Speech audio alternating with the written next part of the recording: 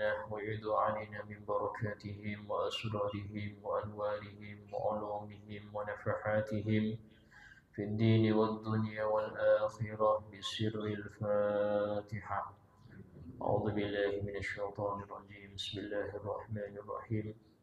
الحمد لله رب العالمين الرحمن الرحيم مالك يوم الدين. إياك نعبد وإياك نستعين. اهدنا الصراط المستقيم صراط الذين أنعمت عليهم غير المغضوب عليهم ولا الضالين آمين. السلام عليكم ورحمة الله وبركاته. بسم الله الرحمن الرحيم. الحمد لله رب العالمين وبه نستعين على أمور الدنيا والدين. أشهد أن لا إله إلا الله وحده لا شريك له وأشهد أن سيدنا محمدا عبده ورسوله لا نبي بعده. اللهم صل وسلم وبارك وكرم وعظم ومجد على حبيبنا وشفيئنا وقرة أعيننا محمد وعلى آله وصحبه أجمعين. سبحانك لا علم لنا إلا ما علمتنا إنك أنت العليم الحكيم. رب اشرح لي صدري ويسر لي أمري واحلل عقدة من لساني يفقه قولي بجاه النبي وآله. قال الله تعالى وقل رب زدني علما. وقال رسول الله صلى الله عليه وسلم طلب العلم فريضة على كل مسلم. وقال الإمام إشهاد وصل البلاد والعباد الحبيب عبد الله بن علوي بن محمد الحداد رضي الله عنه ورضي عنا به ورحمه الله ورحمنا به ونفعنا به في الدار آمين. وعليك بالتبسم في وجوه المؤمنين وطلاقة الوجه وإظهار البشر لهم وطيب الكلام معهم ولين الجانب وخفض الجناح لهم. قال الله تعالى لنبيه واخفض جناحك للمؤمنين. وقال صلى الله عليه وسلم لا تهجرن من المعروف شيئا ولو أن تلقى أخاك بوجه طلق. وقال صلى الله عليه وسلم الكلمة الطيبة صدقة. ومن المأثور إذا التقى المسلمان فتصافحا قسمت بينهما 100 رحمة 99 منها لأكثرهما بشرى. Masih kita membahas tentang akhlak mulia, ya. Yang mana akhlak mulia ini merupakan suatu maqamah, suatu derajat tinggi yang tidak diberikan oleh Allah kecuali di hamba-hamba yang dipilihnya. Bahkan keistimewaan Nabi kita Muhammad daripada nabi-nabi yang lain adalah beliau sebagai penyempurna akhlak yang mulia. Yang mana Nabi Allah Ta'ala Nabi SAW bersabda, innama bu'ithtu liutammima makarimal akhlak. Sungguh aku ini diutus untuk menyempurnakan akhlak-akhlak yang mulia. Dan cukuplah pujian Allah terhadap Nabi adalah yang dipuji akhlaknya. Wa innaka la'ala khuluqin 'azim. Dan sungguh engkau ya Muhammad di atas akhlak yang luhur, akhlak yang agung. Bahkan dalam suatu hadis ada penjelasan bahwasanya seseorang kalau dia ini memiliki akhlak terpuji, maka dia walaupun gak pernah puasa sunnah nanti kumpul dengan ahli puasa.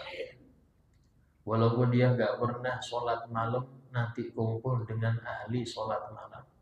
Karena punya ibadah besar namanya akhlakul karimah. Karimah ini sangat besar, sangat panjang dan sangat lebar penjabarannya. Dalam suatu hadis Nabi SAW bersabda, innar rajula layudriku bi husni khuluqihi darajatas sha'im al-qa'im. Sungguh seseorang itu akan meraih dengan sebab akhlaknya yang mulia derajat orang yang banyak puasa sunnah dan banyak bangun malam. Ini menunjukkan betapa agungnya daripada akhlak itu, ya. Dan memang berat akhlak mulia ini berat. Karena kita harus menjaga adab kepada orang mungkin yang gak senang dengan kita dan lain sebagainya. Dikatakan di sini, dan harus bagi engkau untuk tersenyum menghadapi orang-orang beriman. Yaitu biasakan untuk kita ini bersenyum ketika bersama orang-orang sekitar. Wa talaqatil wajh, dan wajah yang berseri serta menampakkan kesenangan di depan mereka. Nah, ini berat ya, melatih senyum itu berat. Biasakan depan cermin sampean paksa jalan senyum. Ya, ditarik pipinya itu biar. Memang kalau nggak terbiasa sulit. Tapi biasakan, maka subhanallah, dalam hadis Nabi SAW bersabda bahwasanya la tahqiranna minal ma'rufi syai'an. Jangan engkau meremehkan perbuatan baik walaupun kecil. Walaupun itu dengan menemui saudaramu dengan wajah yang berseri. Ya, menemui dengan wajah berseri itu sudah masuk sodako, masuk kebaikan.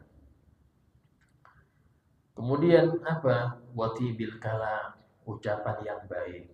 Ketemu tanya kabar ya apa, kefal ya apa kabarnya, ya apa kabar keluarga. Itu basa-basi seperti itu sangat-sangat mencairkan suasana.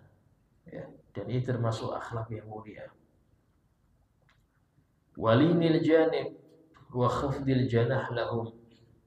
Kemudian banyak tawadhu, ya, tawadhu kepada orang sekitar.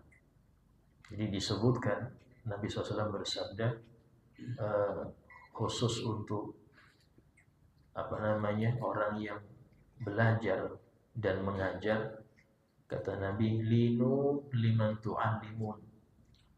Ya, berlemah lembutlah kepada orang yang kalian ajari. Artinya jangan Anda nggak sabar ketika jelaskan sehingga akhirnya engkau marah, engkau gini, jangan. Linu di sini artinya berlemah lembutlah. Waliman tata'allamuna minhum, dan lemah lembut juga engkau kepada orang yang kamu belajar kepadanya. Artinya jangan rapi, sabar di dalam dia menyampaikan ilmu, sabar dengarkan. Dan untuk tawadhu ini sangat besar fadilahnya, disebutkan dalam suatu hadis, man tawadhu'a rafa'ahullah. Barang siapa yang dia merendah, maka Allah akan angkat derajatnya. Wa man takabbara wada'ahullah. Barang siapa yang dia merasa paling hebat, lebih tinggi dari yang lain, maka Allah akan menghempaskannya. Artinya derajatnya dibuat turun oleh Allah. Sehingga bagaimana sikap tawadhu itu dapat mengangkat derajat seseorang. Dan bukanlah arti tawadhu itu ketika Anda seandainya kalau duduk itu di pojok terus nggak enakan sama orang, minder. Nah, ini bukan minder. Tawadhu itu Anda minimal nggak merasa lebih baik dari orang lain. Ya. Kemudian di dalam hal ini bukan berarti tawadhu itu mencium tangan semua orang, dicium tangan. Nah, tidak seperti itu. Ya, karena cium tangan itu kepada orang-orang yang sudah dipilih, contoh orang tua, contoh guru, orang soleh, ya, kemudian dzurriyyat Nabi dan sebagainya. Di situ memang dianjurkan. Disebutkan Sayyidina Abdullah bin Abbas, Sayyidina Zaid bin Thabit. Beliau itu gurunya Imam Abdullah bin Abbas. Ketika sahabat Zaid bin Thabit ini keluar dari masjid dengan untanya, itu dituntun untanya itu oleh Sayyidina Abdullah bin Abbas. Biarkan wahai keponakan wahai sepupu Nabi, nggak usah kau. Nah, demikian kami diajarkan untuk memuliakan ulama. Gurunya diantar. Sampai nyampe rumah, turun sahabat Zaid bin Thabit, langsung diambil tangannya Sayyidina Abbas dicium. Demikian kami diajarkan memuliakan keluarga Nabi. Ini bagaimana dalam hal ini cium tangan itu dilihat, gak semua orang dicium tangan. Sehingga tawadhu bukan berarti harus cium tangan semua orang, tidak. Bahkan tawadhu sendiri ada kalanya dilarang pada orang-orang yang tertentu karena alasan tertentu. Dalam suatu hadis Nabi bersabda, man tawaddu'a li ghaniyyin dihina dhahaba thulutha dinih. Barang siapa yang dia tawadhu kepada orang kaya karena kayanya. Dikiaskan juga kepada pejabat karena jabatannya. Kepada bos preman karena pengaruhnya. Dhahaba thulutha dinih, maka hilang 2/3 imannya. Sisa 1/3-nya. Berarti ini ada ancaman, gak semua orang kita tawadhu. Dan hal tersebut, kata ulama dalam menjelaskan hadis tadi, kenapa ini dilarang? Karena dia memuliakan sesuatu yang Allah mengecilkannya, dunia. Termasuk maksiat batin, maksiat hati. Kalau orang itu mengagunkan sesuatu yang Allah hinakan, dunia. Dunia itu ketika Allah ciptakan, Allah hinakan. Ya. Dan bibit-bibit tersebut itu muncul biasanya kalau ada orang nih duduk sama orang kaya minder dia. Saya siapa saya? Wah enak, yang sini bos batu bara, yang sini bos ini. Siapa saya? Gak enak saya duduk di antara mereka. Udah, biasa saja. Kenapa Anda merasa minder kalau duduk dengan orang yang kaya? Kalau Anda minder, berarti Anda menganggap harta itu kemuliaan. Dan Anda karena nggak punya harta, menganggap diri Anda hina. Dan ketahuilah sifat itu menunjukkan ada cinta dunia di hati Anda. Sehingga ketika Anda mungkin jadi bos, saya pantas dihormati. Sudah punya dunia. Ketika nggak punya, saya minder, saya nggak punya dunia. Jabatan nggak ada, harta nggak ada. Ini nggak boleh. Ya. Jadi terus kayak Ustaz, biasa saja. Istilahnya jangan Anda minder dikarenakan duduk dengan ahli dunia. Itu orang yang memiliki dunia lebih. Entah itu hartanya atau jabatannya. Ya. Dan jangan juga merasa lebih sombong juga karena ibadah Anda atau ilmu Anda. Jangan. Ini biasa. Ya. Ini di dalam masalah demikian.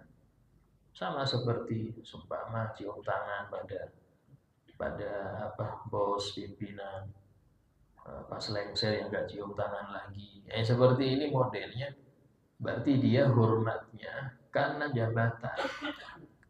Dan ini hina. Ketika seorang itu menghormati orang lain karena hartanya, jabatannya, dia memuliakan orang yang nggak harus dimuliakan. Ketika seorang itu memuliakan orang yang tidak dibenarkan untuk dimuliakan, karena tadi ya, karena hartanya ini, maka dia nanti akan dihinakan oleh Allah Subhanahu wa taala. Disebutkan ketika di hari mahsyar, orang-orang yang mereka memuliakan dunia dan orang-orang yang punya dunia, itu Allah taala mengumpulkan mereka dalam keadaan mereka ini sekecil semut. Jadi di padang mahsyar ini ukurannya beda-beda. Orang-orang sombong itu dikumpulkan sekecil semut, diinjak-injak, ditendang, tapi nggak mati, nggak ada mati lagi masalahnya. Ya al-mutakabbirun yusyaruna kadzur, dikumpulkan seperti zat. Zur ini hewan paling kecil ya, semut itu diinjak, diinikan.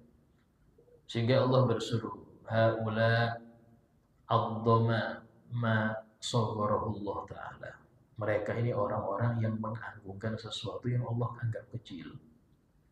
Agungkan yang Allah agungkan.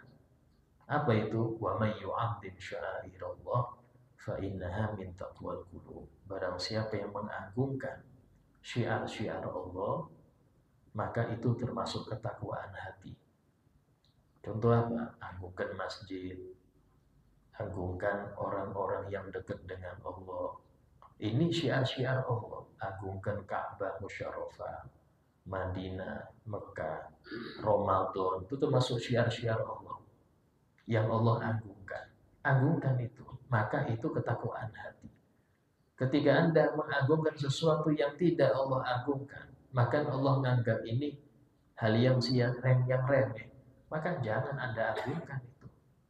Ketika Anda mengagungkannya, maka di situ ada kemaksiatan hati. Nah, kemudian dikatakan Allah Ta'ala berfirman kepada nabinya, waqfid janahaka lil mu'minin. Waqfid, rendahkanlah janahak, sayapmu, kepada orang-orang beriman. Artinya tawadhulah engkau.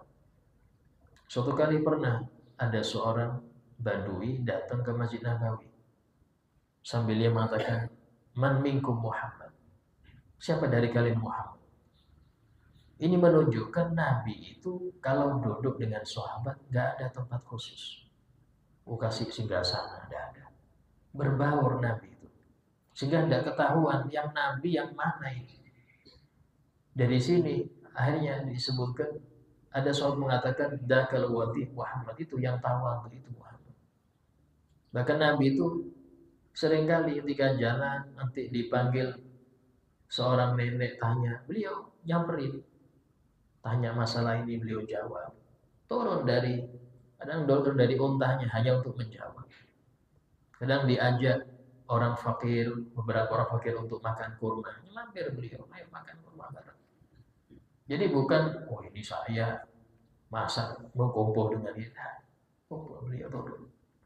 Bahkan disebutkan oleh para sahabat, karena aktsaru julasa'in nabi al-fuqara. Kebanyakan teman duduknya Nabi itu orang fakir. Karena mereka berkeluh kesah pada Nabi SAW.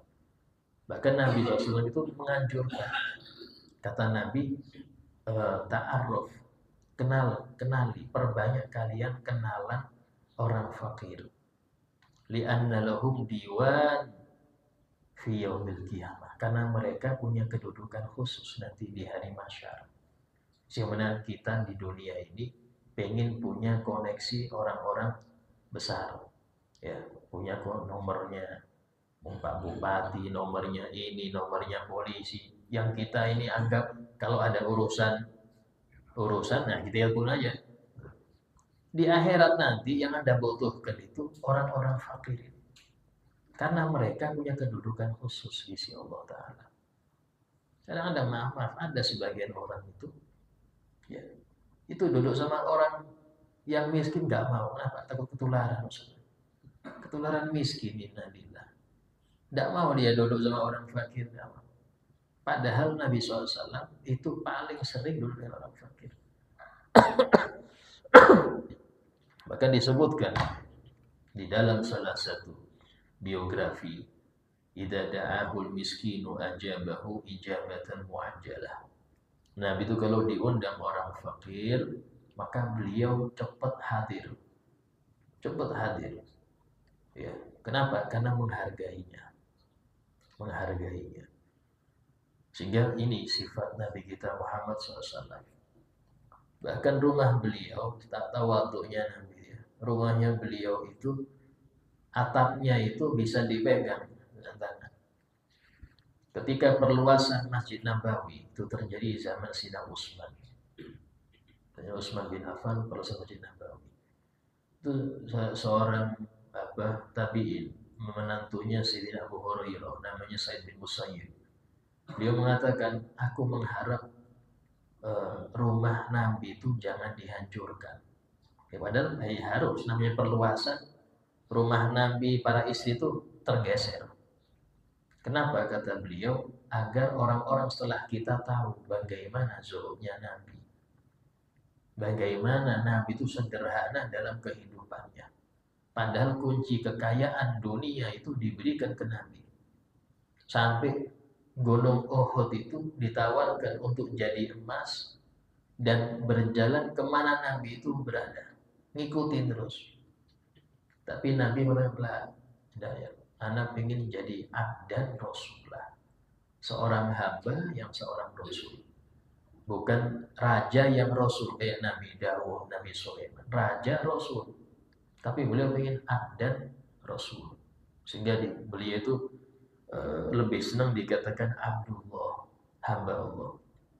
Bahkan di dalam hal-hal yang sakral dalam Al-Quran, ya, Allah sering menyebut Nabi itu dengan Abduh. Contoh dalam masalah Isra Mi'raj, Subhanalladzi asra bi'abdi, maksudnya zat yang telah menjalankan hambanya, bukan sebagai rasulnya. Padahal ini peristiwa besar Isra Mi'raj, tapi dikatakan bi'abdi. Artinya apa? Artinya harus tahu engkau ini hamba ya. Ya, hamba ini, arti hamba ini apa? Banyak. Karena itulah orang kalau dia mengerti dirinya, dia akan mengenal Tuhannya. Man arafa nafsah faqad arafa rabbah. Orang yang mengerti dirinya, maka dia akan kenal Tuhannya. Apa itu? Kenali engkau seorang hamba. Nah sekarang hamba ini kayak apa sih? Hamba itu gak punya hak milik. Apa yang diberi padanya itu titipan saja. Sehingga hamba itu gak pernah merasa sakit atau gak ridho ketika diambil apa yang menjadi miliknya. Karena dia gak punya milik. Diambil ya sudah, innalillah. Sebenarnya kita semuanya milik Allah. Wa inna ilaihi raji'un. Dan semua kembali ke Allah, selesai. Itu yang terpatri. Ya, ini meninggal, ini hilang, ini kecuri, ini kebakar. Tidak berubah dia. Tidak marah dari ini, tidak sampai ngomong yang nggak baik. Kenapa? Karena dia merasa saya hamba. Oh diambil, dia terserah. Bukan milik saya. Yang kedua, hamba itu diberi apapun makanan, yaitu makanannya. Pakaian yang diberi yang penting layak itu pakaiannya. Nah, seperti itu hamba. Apa yang diberi oleh Allah ya sudah. Inilah adalah makanan saya. Pakaian itu sudah pakaian saya. Kenapa hamba? Hamba itu tidak nuntut. Hamba itu tidak nuntut kepada mereka. Tidak, saya bikin baju kayak gini, bikin makan yang lezat. Itu hamba. Nah, terus hamba itu pasti sangat membutuhkan majikannya. Dia tidak pernah merasa dirinya tidak membutuhkan majikan, tidak pernah. Pasti butuh terus. Itu hamba. Nah kalau orang ngerti dia adalah hamba, maka waktu itu dia sudah mengerti dirinya. Ya, mengerti dirinya kalau dia seorang hamba. Ketika Nabi SAW itu mau umroh dengan para sahabat, waktu itu Nabi membawa ribuan daripada sahabat dari Madinah dengan senjata lengkap. Waktu sampai kalau nggak salah di Hudaybiyah atau apa, dicegat oleh orang kafir Quraisy, tidak boleh. Mau umroh tahun depan, sekarang nggak boleh. Maka Nabi ya sudah nurut. Sayyidina Umar bilang, ya Rasulullah, kalau Anda bilang perang, kami siap. Ini sudah lengkap, senjata lengkap. Apa kata Rasul? Ya Umar, ana Abdullah wa Rasuluh. Aku ini hamba Allah dan Rasulnya. Selama belum ada perintah dari Allah, ana nurut. Gak ada perang kalau gak ada perintah. Padahal kalau Nabi bilang serang sudah. Tapi nurut Nabi, balik. Ribuan sahabat balik ke Madinah, gak jadi umroh tahun depan. Sehingga terjadi umrohul qadha itu setelah itu. Ya, umroh qadha. Nah, kemudian dikatakan di sini wa qala sallallahu al-kalimatu thayyibah shadaqah. Ucapan yang baik itu sedekah. Ya, ucapan yang baik itu adalah sedekah. Sehingga disebutkan bahwasanya di antara bentuk iman, ciri seorang itu beriman, apa itu? Yaitu eh, dalam hadis, "Man kana yu'min billah wal yawmil akhir falyakul khairan aw liyasmut." Barang siapa yang dia beriman kepada Allah, beriman kepada hari akhir, maka hendaknya dia mengucapkan yang baik saja atau diam. Kalau memang nggak bisa ngomong baik, maka dia diam. Itu ciri orang beriman. Iman dengan apa, Ustaz? Dengan Allah. Iman kalau setiap kata itu akan ditulis. Ma yalfidhu min qawlin illa ladaihi raqibun atid.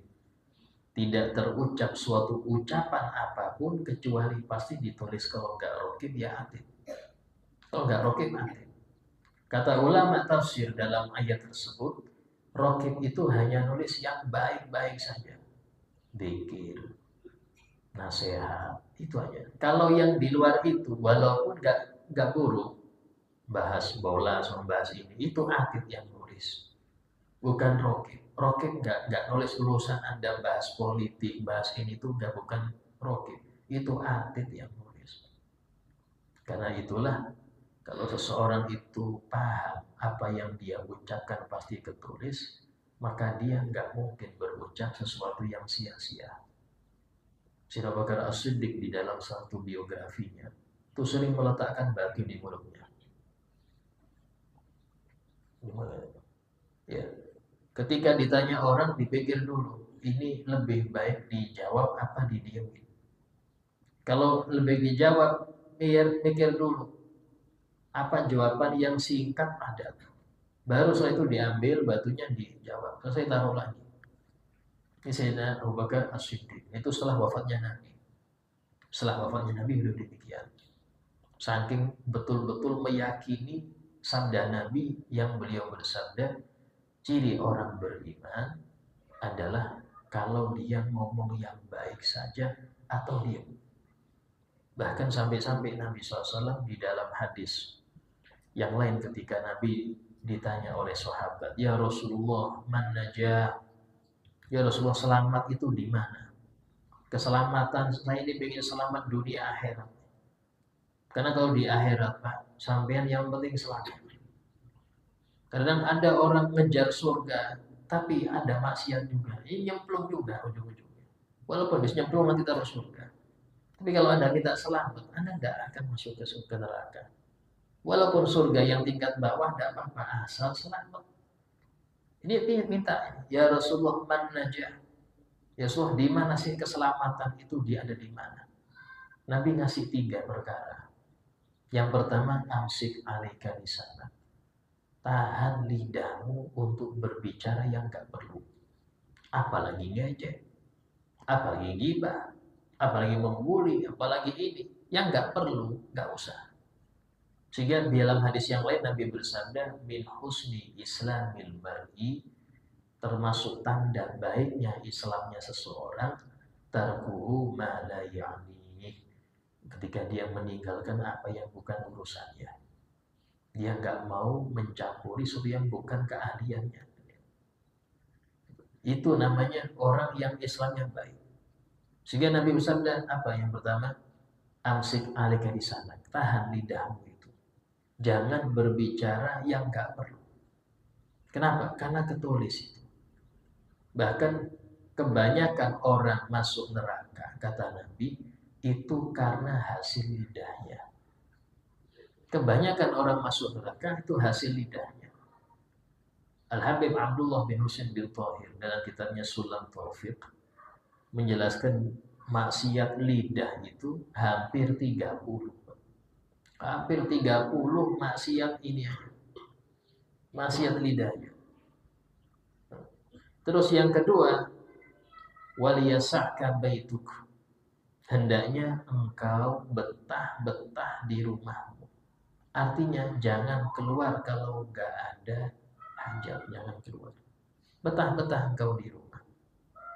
Tapi betah di rumah ini ya bukan selancar HP, Pak. Ya, kalau di betah di rumah internetan terus ya itu bukan nggak ngamalkan hadis itu. Artinya apa? Jangan Anda ngikutin kabar-kabar yang di luar. Yang Anda nggak ngerti, di rumah aja sudah. Kalau nggak ada hajat, nggak usah keluar. Itu perintah Nabi. Ya, perintah Nabi di situ. Yang ketiga, wabki ala khati'atik. Dan banyaklah menangis di malam hari karena dosa-dosamu. Wabki ala khati'atik. Ini 3 yang Nabi sebutkan untuk tips orang itu biar selamat dunia akhirat 3. Dan cukuplah ayat Allah Ta'ala yang menjelaskan ketika orang jahat, ya, orang kafir, orang fasik itu melihat catatan amalnya, dia mengatakan, "Mali hadzal kitabi la yughadiru shaghiratan wala kabiratan illa ahsaha." Mengapa kitab amalku ini enggak kecil, enggak besar, ketulis semua? Itu di Al-Kahfi sebutkan. Enggak kecil, enggak besar, ketulis semua itu. Yang kita lupa, ketulis itu ada. Ngomong ini ketulis semua. Sehingga hati-hati dalam hal tersebut. Kebanyakan kita hanya ngitung ketaatan, tapi nggak pernah ngitung dosa. Padahal dosa itu nggak perlu ikhlas, Pak. Anda dosa langsung ketulis. Tapi kalau ketaatan perlu ikhlas, perlu sesuai dengan fikih dan sebagainya. Untuk jadi pahala itu agak berat. Wa minal ma'thur, termasuk daripada hadis Nabi SAW, idza taqal musliman fatasafaha, jika kedua muslim itu bertemu kemudian saling berjabat tangan, maka akan dibagi antara keduanya 100 rahmat. Akan dibagi oleh Allah untuk keduanya 100 rahmat. 99 rahmat itu untuk yang paling banyak senyumnya. Jadi yang diam aja itu dapat 1 rahmat aja. Yang senyum, ya, itu dapat 99. Terutama yang mulai salam, berat loh, Pak, berat. Kadang-kadang orang gengsinya itu kuat. Kalau dia belum dekat, saya nggak mau salam. Misalnya, oh ya, dan salam itu berat. Ada kalanya ini kenal, cuman mau mulai ini gengsi, mau mulai siapa dia mau saya mulai. Ya nggak lihat, baru-baru nggak lihat. Assalamualaikum, waalaikumsalam. Dia sudah ngerti dari dia sudah ngerti. Nah, ini kalau nggak tahu tuh nggak bisa. Ya, kalau nggak bisa. Sehingga orang yang mulai salam itu sunnah. Menjawab salam wajib. Tapi kata ulama, yang sunnah lebih besar pahala daripada yang wajib. Padahal, ya, kalau dalam konteks fikih, semua amal wajib itu di atas amalan sunnah. Rata-rata. Sholat wajib itu lebih besar daripada tahajud. Ada zakat lebih besar daripada sedekah. Puasa Ramadan itu lebih besar daripada ada puasa Senin Kamis atau Arafah.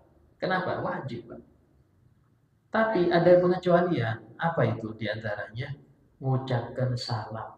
Pemula yang mulai salam sunnah, tapi pahalanya lebih besar. Yang jawab salam wajib, pahalanya di bawah itu. Kenapa? Yang lebih besar mulai salam karena dia tawadhu. Yang kedua, dia pengen temannya dapat pahala sehingga dia mulai dulu. Kalau sama dia nggak mulai, dia nggak akan ada kewajiban jawab. Kalau cuma he aja nggak wajib. Jadi sekarang motoran tin aja, tin sudah salam tin, nggak termasuk salam bukan. Sempat dulu itu ada seorang ulama sudah nggak perlu salam, cukup selamat pagi, selamat sore cukup. Oh, nggak bisa. Salam itu termasuk penghormatan ahli surga. Tahiyyatuhum fiha salam. Penghormatan mereka di surga itu salam. Dan salam itu doa. Apa artinya? Semoga keselamatan menyertai engkau. Dibaik lagi, waalaikumsalam, dan semoga keselamatan menyertai engkau juga. Ini salam. Sampai-sampai orang kalau dia nulis ya WA nih, WA pribadi, pakai salam, wajib sampean jawab itu.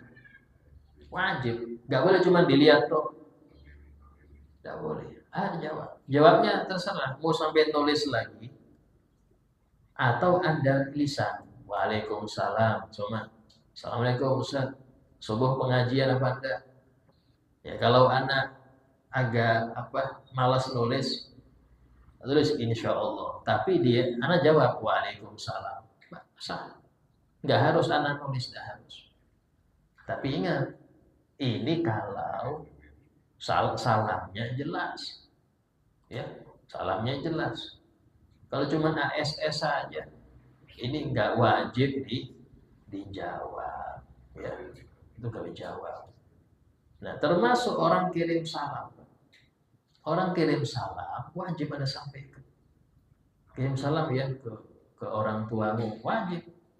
Nanti bilang ke orang tuanya, Mbah Fulan kirim salam. Itu nggak cukup dengan bilang iya, nggak bisa iya. Harus Anda jawab alaika wa alaihi salam. Alaika untuk engkau dan untuk dia salam. Jadi itu adabnya. Nggak cuma, Mbah Fulan kirim salam. Oh iya, ini nggak cukup iya. Harus alaika wa alaihi salam. Tergantung ya, kalau yang nyampaikan perempuan, putri Anda, jawabnya wa alaiki, wa alaihi salam. Ya, seperti itu. Terus siapa yang mulai lebih afdal Ustaz? Kalau satu berkendara, satu jalan kaki, berkendara yang lebih afdal mulai. Kalau satu jalan, satu duduk di teras umpama, itu yang jalan yang mulai salam. Ada yang tua, ada yang muda mulai salam. Ya.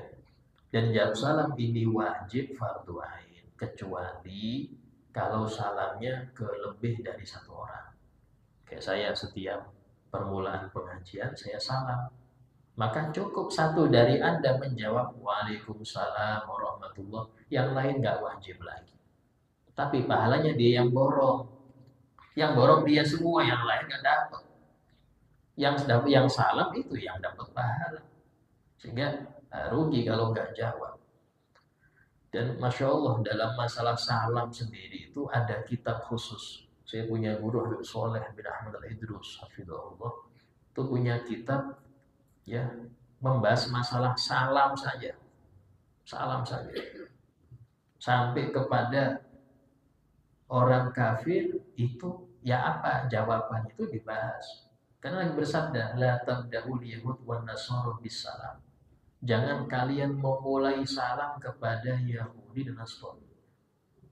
Jadi nggak boleh. Soalnya apa kalau seandainya teman saya yang non-muslim itu salam, Assalamualaikum Pak, jawabnya ya apa ini? Cukup bilang waalaikum tanpa harus tambah-tambah salam, nggak boleh. Waalaikum. Gitu. Ya itu caranya demikian. Karena ada orang tanya kita, dia kepala sekolah. Nah, pas ada guru non muslim masuk. Nah, ini salam ke anak-anak terus. Waalaikumsalam dan non muslim. Ini kayak apa ini? Anak-anak semua waalaikumsalam semua. Mulai saya bilang, oh, enggak bisa kasih tahu. Gurunya secara pribadi panggil, jelaskan masalah itu. Setelah sudah tahu gurunya adab Islam kayak apa, kasih tahu anak-anak. Kalau jawab jangan waalaikumsalam, cukup waalaikum. Biar dia enggak dia tersinggung, panggil dulu gurunya itu. Jelaskan bahwasanya dalam hukum kita ya itu tidak boleh jawab salam dengan seperti ini kepada muslim. Jelaskan apa-apa. Karena al-haq itu harus dijelaskan. Kalau kita gak enak, maka tetap tersembunyi yang benar dan yang salah itu akan menyebar diikuti orang. Ya. Nah, sehingga dalam hal ini bahkan disebutkan orang yang paling lama ngelepas itu lebih besar pahala. Istilahnya itu paling lama ngelepasnya itu lebih besar pahala. Ya. Nah, ini di dalam faedah. Cuman tadi apakah salaman ini boleh ke lawan jenis? Kalau nggak mahram nggak boleh, Pak. Kalau nggak mahram ya nggak bisa. Ini kan khusus untuk muslimah, dua yang muslim, bukan muslimah, bukan. Ya, sehingga maaf di daerah kita, khususnya daerah kita, ya. Nah, saya lihat perhatikan hampir salaman ini maksiat yang sudah merajalela. Kenapa saya bilang maksiat? Karena Nabi SAW pernah bersabda, la an yunatto ra'su ahadikum bimikhyatin.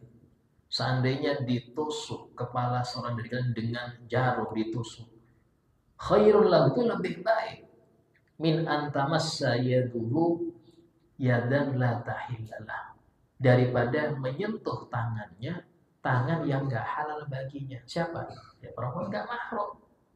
Artinya di sini kata ulama berarti ada dosa. Sampai-sampai Nabi mengatakan mending dia ditusuk-tusuk kepalanya pakai jarum daripada dia salaman. Dijelaskan juga dalam hadis Siti Aisyah mengatakan karena Rasul la yusofihun nisa. Nabi itu tidak pernah salaman dengan perempuan yang lawan jenis, yang bukan mahram. Padahal di waktu itu, di waktu awal-awal Islam, setiap ada orang syahadat tuh baiat sama Nabi, pasti baiat. Awal-awal Islam. Tapi untuk perempuan Nabi enggak lakukan. Cukup baiatnya tanpa salaman. Menunjukkan di sini haram sentuhan. Akan termasuk maksiat tangan. Ya udah apa Ustaz, sudah sepuh juga Ustaz, walaupun sudah sepuh enggak ada. Kadang-kadang sudah tua nenek-nenek Ustaz. Dalam hal ini tetap tidak bisa, apalagi masih muda. Dan maaf, sebagian sekolah, ya mungkin kalau SD ya enggak apa-apa SD. Ini SMP, SMA. Sekarang gurunya, ayo cium tangan dengan murid yang lawan jenis. Nah, dia kalau sudah dari guru yang ngajarin gitu, kayak apa setelahnya? Kalau TK enggak apa-apa, Pak. TK atau SD kelas 1, 2, 3, 4 ya enggak apa. Terus 5, 6 harus jaga. Nah, kita sendiri ini kalau sudah ke Banjar ya, itu dengan keluarga istri. Di situ ada sepupunya anak-anak. Saya bilang enggak boleh ya sama istrinya paman enggak boleh. Kalau paman mahramnya, istrinya jangan, saya bilang. Ini mulai kelas 5, kelas 4 sudah kita ajari. Sebab kalau dibiasakan sampai besar gitu. Apalagi enggak enak dulu kan memandikan saya. Iya kamu kecil dimandikan. Sekarang sudah besar enggak bisa nangis lama. Ya ini, dan hal yang seperti itu terjadi banyak di acara kemanten, terkhusus Idul Fitri. Idul Fitri semuanya sudah jadi mahram, satu kampung jadi mahram semua. Hati-hati, kita jangan mengotori pahala Ramadan kita dengan maksiat di hari pertama selesai Ramadan. Nah, itu yang sering ngeluh pada kita itu murid-murid yang di pondok. Ya Pak Ustaz, saya ini sudah jaga, tapi orang tua saya, ayo cium tangan. Orang tua saya nyuruh cium, jadi kita sudah belajar, nggak boleh. Nah ini yang repot kita. Ya repotnya kita di situ. Ya. Anak-anak ini kita kasih tahu, ini ilmunya, tapi orang tua nggak ngerti. Gak apa-apa sudah cium tangan. Nah, nggak bisa. Ya. Bahkan sempat saya tanya pada maha guru kita, Syekh Bahar Hafizahullah. Ketika saya tanya, Habib ada kan pendapat lemah yang membolehkan salah? Enggak ada. 4 madhab semua bilang haram. 4 madhab semua bilang haram. Enggak ada yang mengatakan itu boleh atau makruh, enggak ada. Sehingga dalam hal ini harus kita hati-hati dalam hal tersebut. Salaman ini hanya untuk yang sejenis. Yang sejenis. Ya. Kalau sudah lawan jenis, enggak mahram, enggak bisa. Ya. Kalau istri, ya istri kan halal sampai disentuh. Ya walaupun batal wudhu, tapi dia halal sentuh. Nah, termasuk ipar yang enggak boleh. Istrinya paman. Bukan bebek itu. Bebek itu saudarinya ayah atau ibu. Kalau istrinya paman enggak mahram. Walaupun dia dari dulu ngasih duit Anda, ngasih uang saku. Kan enggak enak Ustaz. Masa dikasih uang kan enggak salim loh. menghormati tidak harus cium tangan. Jadi menghormati itu nggak harus ada cium tangan, karena ini mah nggak mahram gitu. Dan harusnya orang tua itu ngajarin itu ke anak-anak mulai awal, mulai dini, sehingga mereka itu ngerti hukum antara sepupu ini itu harus ada batasan, itu harus ngerti. Insya Allah kita lanjutkan daripada pembahasan kita tentang akhlak-akhlak mulia untuk yang akan datang insya Allah. Sebagai paripurna majelis yang bertanya mungkin silakan tanya. Assalamualaikum. Ingin penjelasan tentang ucapan salam. Apabila kita masuk ke rumah yang tidak ada orangnya, walaupun itu rumah sulit, ucapan salam itu bagaimana itu sebenarnya? Itu satu. Kedua adalah setiap kali kita melihat melintasi makam kuburan, apakah kewajiban kita mengucapkan salam? Itu aja. Nah, jadi adab ketika kita masuk ke rumah yang nggak ada penghuninya, artinya kuncinya kita yang pegang. Kita baru masuk rumah, kita sendiri pertama kali yang masuk, karena kunci kita pegang. Itu mengucapkan Assalamu alayka ayyuhan nabi wa rahmatullahi wa barakatuh. Assalamu alayna wa ala ibadillahis sholihin. Itu mengucapkan itu. Ya, Assalamu alayka ayyuhan nabi sampai tahiyat, sampai wala ibadillahis sholihin.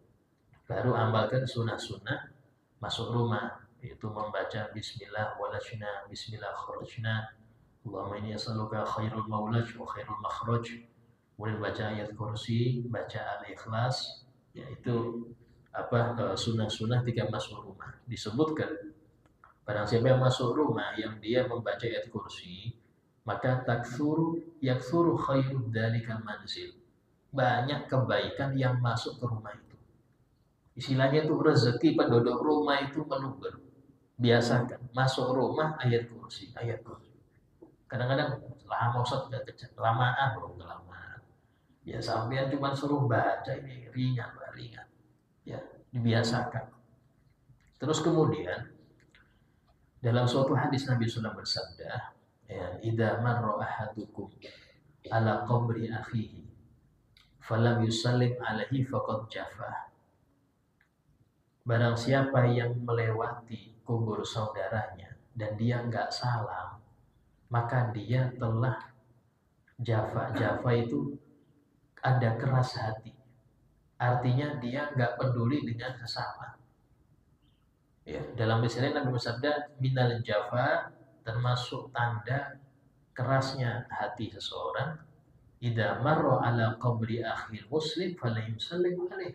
Ketika dia melewati kubur saudaranya yang muslim, dia enggak salam. Ya semua diam aja. Salam minimal, assalamualaikum ya ahlal kubur, minimal. Dan pasti mereka jawab, karena nggak mungkin Nabi menyuruh kita salam ke benda mati. Benda mati ini ya tembok, assalamualaikum apa ya ke tembok sama. Tapi yang dikubur itu dengar, dan mereka pasti jawab.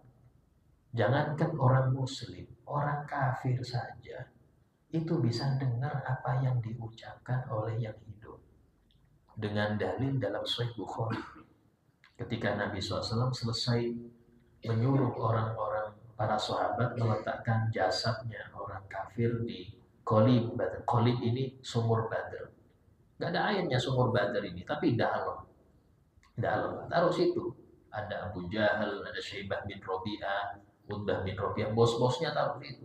70 orang kafir meninggal waktu perang Badar. Itu di tengah malam. Itu Umar ini yang rawi hadis Sayyidina Umar. Aku melihat Nabi SAW itu keluar dari tenda. Aku ikuti beliau dari jauh. Akhirnya beliau berdiri di sumur Badar. Dipanggil satu-satu. Ya Abu Jahal, ya Utbah bin Rabi'ah, ya Syaibah bin Rabi'ah, hal wajadtum ma wa'ada rabbukum haqqan? Apakah kalian sudah dapat janji Tuhan kalian di sana? Maka Sayyidina Umar kok dipanggil, datang dia, ya Rasulullah, innahum qad. Ya Rasul sudah jadi bangkai, ngapain dipanggil lagi? Ini pemikiran kayak kita nih. Apa kata Nabi? Ma anta bi asma'a minhum ya Umar. Engkau wahai Umar tidak lebih mendengar dari mereka. Kamu dengar ucapanku tadi? Iya dengar. Mereka juga dengar. Ila annahum la yujibu. Bedanya mereka gak kedengeran jawabannya. Ini menunjukkan kata ulama ketika komentari hadis ini, ada dalil annal mauta yasma'u. Ini dalil orang-orang yang mati bisa mendengar. Buktinya Nabi manggil. Karena itulah ini yang kafir saja dengar, apalagi muslim. Sehingga sebagaimana muslim, kalau kita ketemu muslim kita salam, maka muslim yang meninggal ya salamin juga. Tetap assalamualaikum. Dalam riwayat yang qawi, Nabi SAW itu sering ziarah baki malam hari. Kemudian Nabi itu ziarah baki. Baki ini perkuburan sahabat di Madinah. Itu Nabi mengucapkan Assalamualaikum dara qaumi mu'minin. Salam sejahtera bagi kalian wahai penduduk kampung orang beriman. Wa atakum ma tu'adun, telah datang kepada kalian apa yang dijanjikan. Apa itu? Nikmat. Wa inna insyaallah bikum lahiqun, dan kami insyaallah akan nyusul kalian. Ini ucapan Nabi setiap ziarah. Wa inna insyaallah bikum lahiqun. Kami insyaallah habis ini. Kenapa pakai insyaallah Ustaz? Kan sudah pasti meninggal. Nyusul dalam keadaan nikmat. Bukan nyusul meninggalnya. Meninggal dalam keadaan nikmat, dapat nikmat kubur. Itu yang dikatakan insyaallah. Wa inna insyaallah, kami insyaallah nyusul kalian juga ini. Dapat nikmat kubur kayak kalian. Sehingga usahakan setiap lewat kuburan muslim itu Anda salam. Kalau bisa tambahi Al-Fatihah li ahli kubur. Itu Masya Allah. Orang yang dikasih itu tidak mungkin melupakan yang memberi. Ketika orang sudah meninggal, yang nyambut banyak itu. Yang nyambut, karena itu kampung. Bangsa itu kampung. Dan dia pemisah antara dunia dan akhirat, itu barzah. Allah Ta'ala berfirman, wa bi waraihim barzakhun ila yub'atsun. Di depan mereka ada alam barzah sampai hari kebangkitan. Artinya yang meninggal mulai zaman Nabi Adam sampai sekarang, sampai kiamat, itu gak ada yang di surga, gak di neraka. Surga ada tapi kosong. Neraka ada tapi kosong. Di mana mereka semua, Ustaz? Di barzah.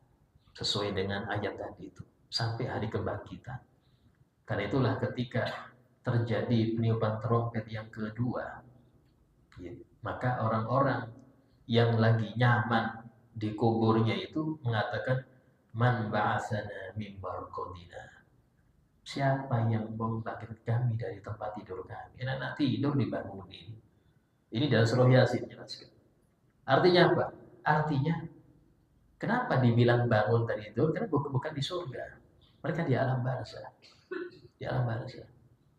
Dan dari sini Nabi SAW dalam doa sebelum salam itu sering berdoa, Allahumma inni a'udzubika min adzabil qabr. Ya Allah, aku berlindung kepadamu dari adab kubur. Menunjukkan, berarti nikmat kubur ada ya. Nikmat kubur untuk yang ahli taat, adab kubur bagi yang ahli maksiat dan orang kafir. Sehingga dalam hal ini barzah itu ada. Ya. Sehingga adab kita salam demikian. Insyaallah yang kita bahas semoga bermanfaat dan semoga kita diperbaiki oleh Allah akhlak kita, sehingga kita bisa bergabung dengan sahibul khuluqil hasan, orang yang memiliki akhlak mulia, yaitu Nabi Muhammad sallallahu alaihi wasallam. Ala hadiniyah wa kulli niyatin salihah wa la man wa bi sadaqan salih. Al-Fatihah. A'udzu billahi minasy syaithanir rajim. Bismillahirrahmanirrahim. Alhamdulillahi rabbil alamin arrahmanir rahim maliki yaumiddin. إياك نعبد وإياك نستعين اهدنا الصراط المستقيم صراط الذين أنعمت عليهم غير المغضوب عليهم ولا الضالين. بسم الله الرحمن الرحيم الحمد لله رب العالمين اللهم صل وسلم على سيدنا محمد وعلى آله وصحبه أجمعين. ربنا انفعنا بما علمتنا رب علمنا الذي ينفعنا رب فقهنا وفقه أهلنا وقراباتنا في ديننا ربي وفقهم لما ترتضي قولا وفعلا كرما وارزق الكل حلالا دائما وأخل أذكياء لما نحظى بالخير ونكفى كل شر. ربنا واصلح لنا كل شؤون خير بالرضا منك العيون وقضي عنا ربنا كل الديون قبل أن تأتينا رسل المنون. ربنا آتنا في الدنيا حسنة وفي الآخرة حسنة وقنا عذاب النار. وصلى الله على سيدنا محمد وعلى آله وصحبه وسلم والحمد لله رب العالمين. تقبل الله منكم. السلام عليكم ورحمة الله وبركاته.